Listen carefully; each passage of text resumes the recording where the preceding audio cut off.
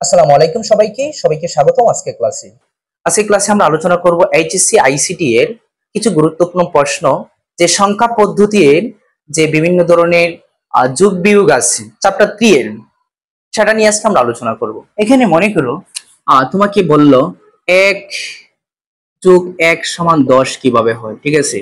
তারপরে 60 যোগ 60 সমান সমান 10 কিভাবে হয়। তারপরে 10 যোগ 6 সমান সমান 10 কিভাবে হয়। কত? 10 যোগ 6 সমান সমান 10 কিভাবে হয়। আচ্ছা, তাহলে আমরা এই তিনটা প্রশ্ন আমাদেরকে দেওয়া আছে যে কিভাবে এগুলা সম্ভব। 1 1 সমান 10 হয়, 4 আর 4 যোগ করলে 10 হয়, 10 আর 6 যোগ করলে কত আসে? 10 আসে। এখন কিভাবে? এগুলা কিন্তু অনুধাবনমূলক প্রশ্ন এসে থাকে। দেখো এখানে যারা বিশেষ করে নতুন কলেজে ভর্তি হয়েছো, যে কলেজে উঠেছো, তাদের জন্য ক্লাসটা খুবই গুরুত্বপূর্ণ হবে, ঠিক আছে। এখন দেখো আমরা 1 আর 1 10 কিভাবে হয়। আমরা নরমালি দেখবো 1 আর 1 যোগ করলে কত? 2। এখন আমি চিন্তা করব আমার তো কি সংখ্যা পদ্ধতি কয় প্রকার? সংখ্যা পদ্ধতি কয়টা আছে? একটা আছে বাইনারি, একটা আছে অক্টাল, একটা আছে হেক্সাডেসিমাল, একটা আছে কি ডেসিমাল, ঠিক আছে। এখন সেখান থেকে তো আমাদের কি প্রশ্ন করা হয়েছে, এর বাইরে তো কোনো প্রশ্ন না। এখন আমরা 1 আর 1 যোগ করলে 2 হয়। এখন আমি চিন্তা করব যে 2 কার ভিত্তি জানি? 2 কার ভিত্তি? 2 বাইনারি ভিত্তি। এভাবে আমি চিন্তা করব। তাহলে 2 যদি বাইনারি ভিত্তি হয় তাহলে আমি এটাকে বলবো কি এটা বাইনারির কারণে কি 10 হয়েছে। এখন কি কারণে 10 হয়েছে দেখি।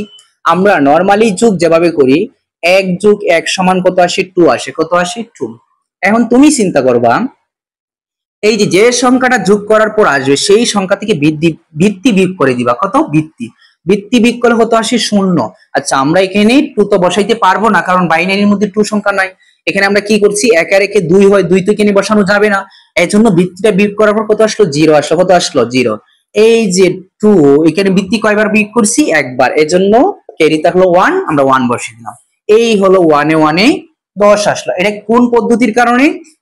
এটা হলো বাইনারি সংখ্যা পদ্ধতির কারণে, ঠিক আছে। আমরা এইভাবে আনসার দিয়ে দিব। ওকে, তারপরে 60 যোগ 60 সমান সমান 8 10 কিভাবে আসে? কত? 10। এখন তুমি এটা চিন্তা করবা কিভাবে বলো তো। 60 আর 60 তো 8 হয়। হ্যাঁ, 8 কোনটার ভিত্তি জানি? 8টা কি অক্টালের ভিত্তি। 8 কার ভিত্তি? অক্টাল। এখন আমরা জানি 60 এর 60 কত আসে? 8 আসে। অক্টালের ভিত্তি কত? 8। 8 থেকে 8 বিয়োগ করলে কত আসে? 0। 0 বসাইলাম। ভিত্তি কয়বার বিয়োগ করছি? একবার। কয়বার? একবার। এজন্য 1। বুঝতেই তো পারছি। ওকে, তাহলে আমরা 60 যোগ 60 কিসের কোন ভিত্তির কারণে, কোন সংখ্যা পদ্ধতির কারণে আইছি? অক্টাল সংখ্যা পদ্ধতির কারণে 60 60 8 আমরা এইভাবে বর্ণনা করতে পারবো, ঠিক আছে, শর্টকাটে। আচ্ছা, তারপরে আমরা এটাও গেল। তারপরে 10 আর 6, 10 আর 6 যোগ করলে কত? 16।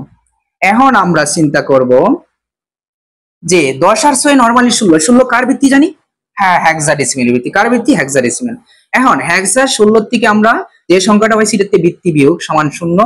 তাহলে আমরা কত বসাইবো? 0। ভিত্তি কয়বার বিয়োগ করছি? একবার, সমান 10 আসলো। এই তো আমরা বুঝে গেলাম। এই তো সহজ প্রশ্ন, ঠিক আছে। যারা একাদশ শ্রেণীতে আসো তারাও আশা করি এই প্রশ্নগুলা কি সমাধান করতে পারবে, যে কোনো প্রশ্ন আসো। এখন তোমাকে যদি আমি বলি